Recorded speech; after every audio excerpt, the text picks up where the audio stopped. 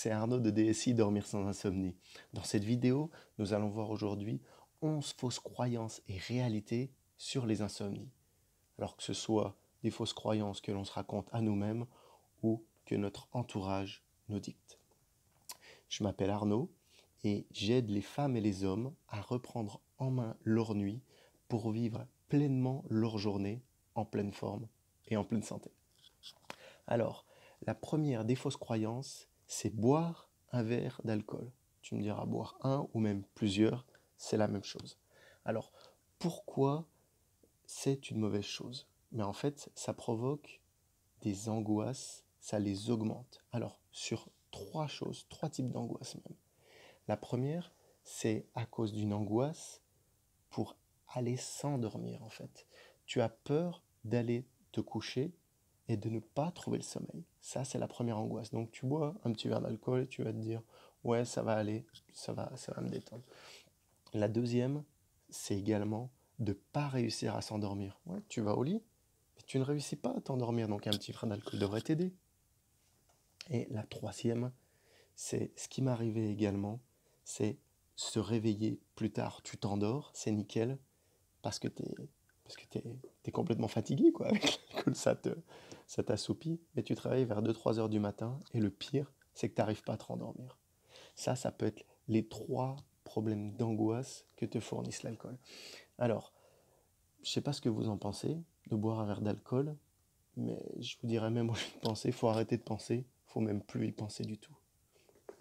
Et en fait, c'est même au contraire des trois espérances dont on a parlé plus haut, que ça soit faciliter l'endormissement, se réveiller, pas réussir à s'endormir, ou même se réveiller. Ça ne va pas lutter du tout contre ça.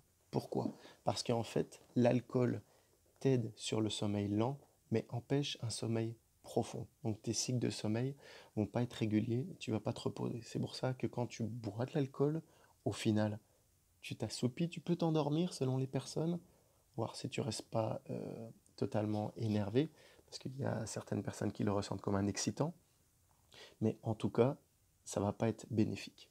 Ça, c'était la première des choses, la première fausse croyance. La deuxième fausse croyance, c'est que les insomnies, c'est que dans la tête. Mais pas que. Il y a plusieurs critères.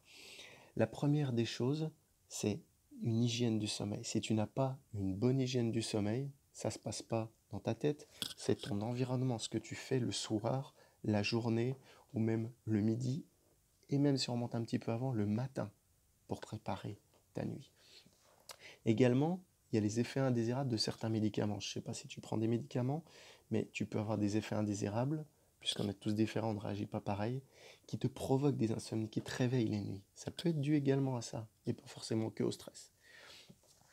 Il y a également des problèmes de douleur, ou même des problèmes dont on a parlé dans les précédentes vidéos, comme le syndrome des jambes sans repos, ou même le syndrome de l'apnée obstructive du sommeil, l'apnée du sommeil. Ça, c'est des choses différentes du stress. Donc voilà, c'est les différents critères pourquoi l'insomnie n'est pas forcément que dans la tête. La troisième, c'est te détendre simplement en regardant ton émission de télé préférée ou une série que ce soit sur Netflix, sur une tablette, à la télé. Ça pourrait même être valable pour aller à un spectacle, à un concert, te détendre.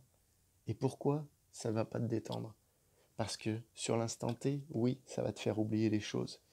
Mais tu vas toujours avoir le fameux petit vélo dont je parlais dans la première des vidéos, ça c'est la troisième, le petit vélo qui va continuer de courir dans ton inconscient.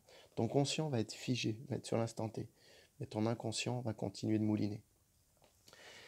Ensuite, la quatrième fausse croyance, c'est que les nouveaux somnifères, les nouvelles préparations, euh, les compléments alimentaires, j'ai envie de dire, sont plus efficaces.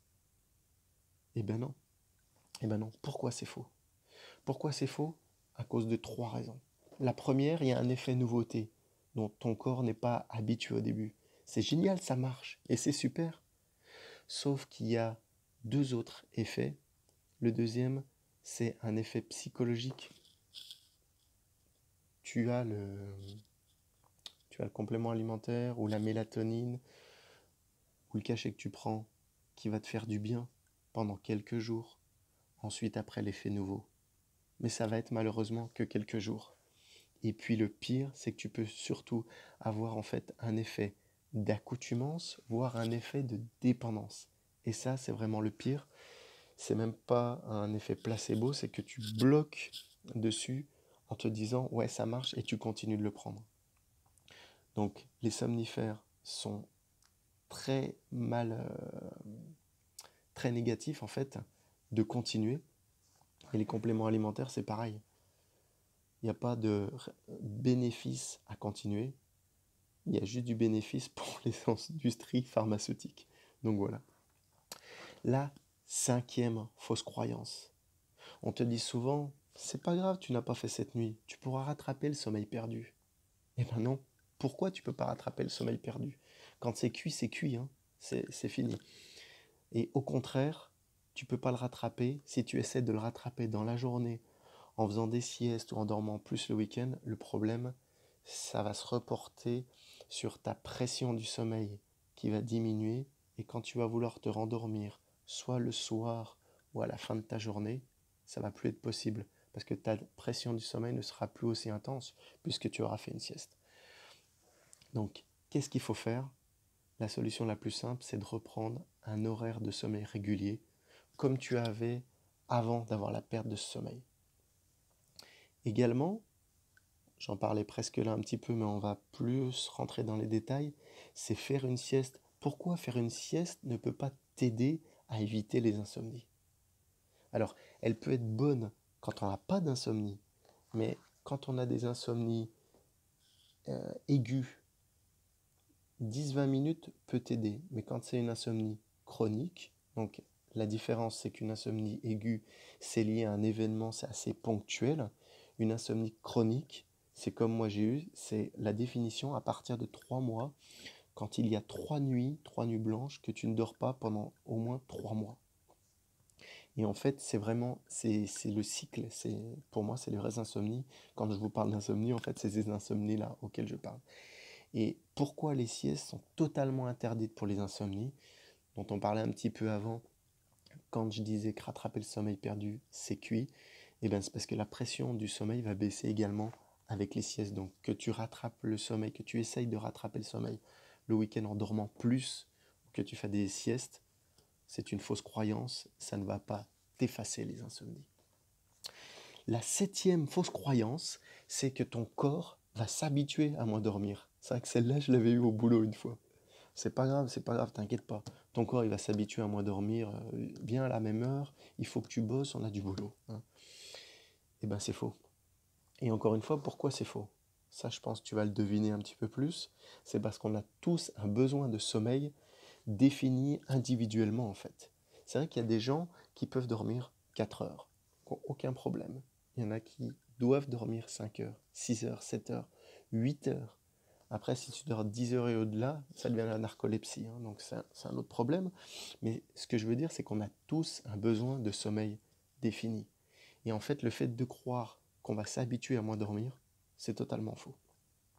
Et la 8e et dernière fausse croyance, c'est que les insomnies vont bien finir par partir d'elles-mêmes. Hein, t'inquiète pas. Un jour, ouais, j'ai essayé toutes les méthodes, tous les médicaments, j'ai tout fait, j'ai vu tous les spécialistes, mais maintenant j'en ai marre, je fais plus rien, et elles vont partir d'elles-mêmes. Eh ben c'est un peu triste, mais le problème, c'est que tant que tu n'as pas traité la cause, surtout d'autant plus si tu la connais, mais que tu ne la traites pas, c'est une réponse simple, hein, mais c'est compliqué sûrement à la traiter puisque tu ne l'as pas fait. Enfin, puisque tu n'as pas pu la faire, puisque c'est pas forcément de ta faute, c'est l'environnement autour. Donc moi je l'analyse comme ça, mais c'est traiter la cause en fait. Tu peux prendre tous les médicaments, faire tout ce que tu veux après, du sport, tout, tant que tu n'auras pas traité la cause, la conséquence ne changera pas. Cause-conséquence. Hein. Donc voilà. Maintenant, on va arriver aux 3 faits qui permettent de diminuer ces insomnies. Parce que pour les stopper totalement, il faut vraiment mettre en place des pratiques et un accompagnement personnalisé pour traiter. Mais ces 3 pistes devraient déjà t'aider, je pense. La première, c'est que oui, l'exercice physique aide à dormir. Alors, un exercice régulier, il permet de stimuler le sommeil. Il permet même de stimuler la pression du sommeil dont je parlais tout à l'heure. Mais il y a également d'autres choses. Quand tu fais du sport, ton corps crée et libère des hormones. Et il y en a une qui est super top en l'occurrence. Tu as déjà dû en entendre parler, je pense. Ce sont les endorphines. Pourquoi? Parce que les endorphines ont deux avantages. Le premier, les endorphines sont un antidouleur et également c'est un antidépresseur qui est naturel. C'est pas un anxiolytique, hein. On parle bien de choses naturelles et d'autant plus positives. Il y a juste une chose qu'il faut faire attention, c'est pour les personnes qui font du sport après le travail le soir, il vaut mieux laisser un battement de 2-3 heures avant le coucher, simplement parce que quand tu fais du sport, ton énergie et ta température corporelle sont à un haut niveau qui vont t'empêcher de dormir. Donc il faut prendre un delta de 2-3 heures. Tu peux te coucher tard si le lendemain tu te lèves plus tard ou tu te lèves tôt, mais que tu as ton besoin en heure de sommeil qui t'est propre, qui est respecté. Donc voilà, il faut juste faire attention à cette petite différence, mais en tout cas, le sport ou l'activité physique sont positifs. Et ça, peu de gens ne le prennent pas assez en compte, malheureusement. La deuxième, c'est qu'il vaut mieux sortir du lit au lieu d'attendre. Et en fait, le problème, c'est que si tu ne sors pas du lit au lieu d'attendre quand tu n'arrives pas à te rendormir ou que tu te réveilles en pleine nuit, ou même le matin, tu te lèves un peu avant le réveil, c'est que ton inconscient, oui, ton inconscient, donc ça peu de gens le comprennent, puisque c'est de l'inconscient, comme je le dis, mais c'est que ton inconscient va associer le lit à l'éveil. Et que quand tu vas aller au lit, ben, tu ne vas pas trouver le sommeil, puisque ton inconscient bloque sur lit égale sommeil. Voilà.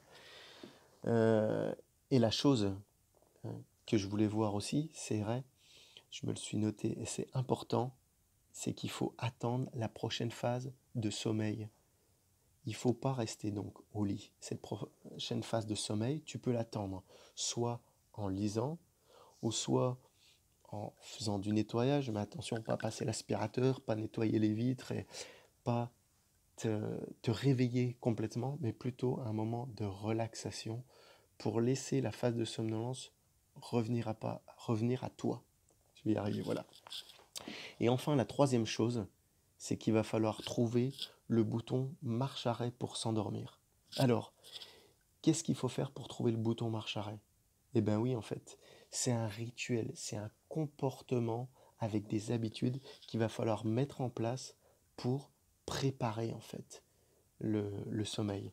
Et en fait, pour mettre ce bouton, oui, marche arrêt sur arrêt, c'est comme si on peut se l'imaginer, feu vert, feu rouge. En fait, tant que tu ne mettras pas des choses en place pour faciliter ton endormissement, tu resteras au feu rouge. Tu ne passeras pas au feu vert. Donc voilà, j'espère que ces 11 fausses croyances et réalités ont pu t'aider à y voir un petit peu plus clair, même par rapport à ce que tu entends, ce que tu lis ou ce que tu pensais. N'hésite pas à mettre un like ou un dislike si tu n'es pas d'accord. Également, mettre des commentaires que je puisse te répondre. Si tu as d'autres questions, s'il y a des choses que je n'ai pas abordées, je serais ravi de le traiter lors d'une prochaine vidéo ou même d'en discuter directement avec toi. Voilà. Tu peux également me rejoindre sur ma page Facebook ou si tu le souhaites, nous pouvons voir plutôt ensemble, parce que ça ne va pas que dans un sens, ensemble, faire une session de diagnostic pour vraiment voir la cause, comment la traiter, en combien de temps, et voir tout ça ensemble. Je te remercie et je te dis à bientôt. Salut, ciao, bye bye.